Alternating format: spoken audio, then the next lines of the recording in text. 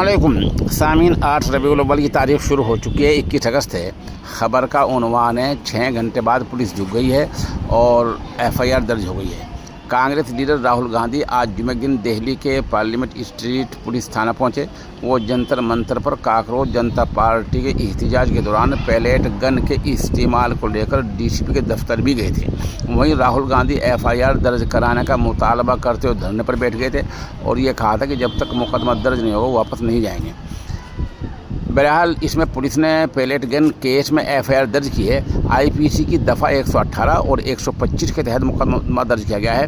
दफ़ा 118 किसी ख़तरनाक हथियार या आले से जानबूझकर चोट पहुंचाने या शदीद चोट पहुंचाने से मुताल्लिक है, जबकि दफ़ा 125 दूसरों की जान या ज़ाती हिफाजत को ख़तरे में डालने वाली कार्रवाइयों से मुताल्लिक है।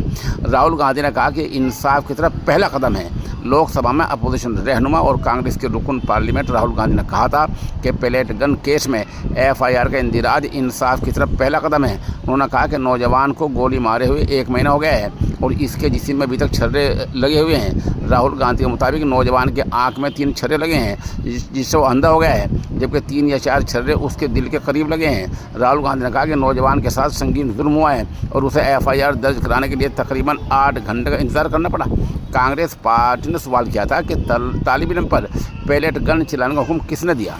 पार्टी ने कहा था कि अमित शाह और दिल्ली पुलिस को इसका जवाब दिया जाना चाहिए। बहरहाल 6 घंटे बाद पुलिस झुक गई है। सवाल ये है कि राहुल गांधी को एफआईआर दर्ज कराने के लिए 6 घंटे वहां धरना देना पड़ा, तो आम आदमी के साथ क्या सलूक होता होगा।